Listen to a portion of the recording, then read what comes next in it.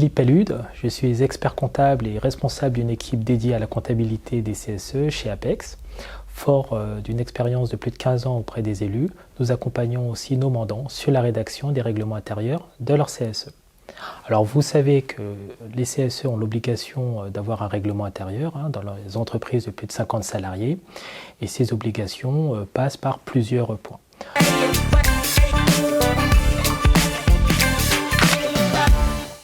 Le premier, le règlement intérieur, est composé de dispositions obligatoires et facultatives. Concernant les dispositions obligatoires, ces dernières peuvent par exemple concerner le processus d'arrêté des comptes qui mène à l'approbation des comptes annuels.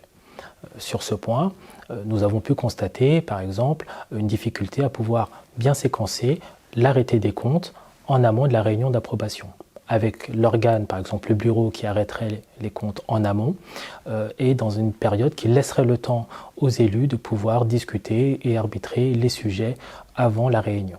Attention également aux clauses qui seraient trop contraignantes sur la vie, le fonctionnement et la réactivité du comité.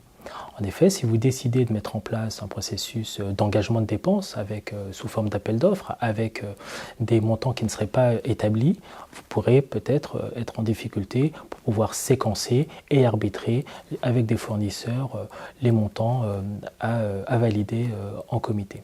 C'est également le cas si vous décidez de mettre en place des doubles signatures.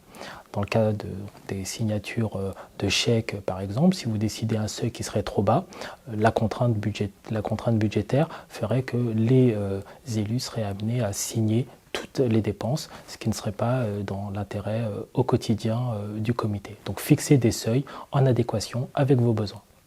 Sur ces sujets en particulier, notre expérience nous permet de vous proposer des dispositions claires et efficaces dans le quotidien du comité pour vous accompagner dans la sécurisation de vos process et également, dans le cadre de vos spécificités, de pouvoir établir des dispositions qui ne seraient pas prévues par la loi.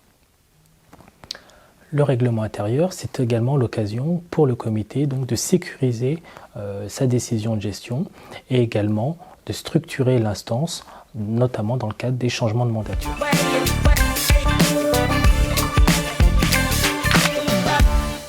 Une nouveauté a été apportée par les ordonnances Macron concernant la priorité donnée à la négociation collective. En effet, lors de la mise en place des CSE, vous avez peut-être dû négocier un accord de mise en place de ce dernier et de fonctionnement. Sur cet accord peuvent figurer des dispositions qui sont aussi présentes dans le règlement intérieur. Ce dernier doit donc pouvoir comporter des dispositions qui sont en adéquation avec l'accord et ne pas comporter de clauses contraires.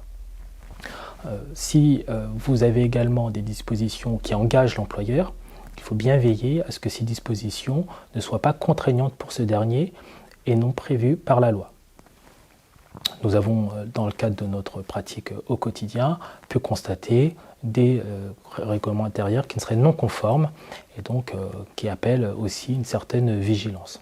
Nous avons également pu constater certaines dispositions qui ne permettaient pas d'avoir un règlement intérieur conforme, par exemple sur le nombre de collaborateurs accompagnant l'employeur ou bien encore des dispositions spécifiques prévues pour les créditeurs des membres du bureau, présentes dans le règlement intérieur et non présentes dans l'accord majoritaire.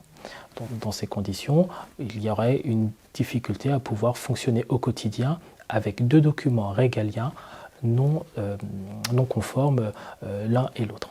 Donc, avoir un règlement intérieur non conforme, c'est prendre le risque de ne pas pouvoir tenir ses réunions, voir ces décisions potentiellement annulées et contestées, notamment lors de l'approbation du budget.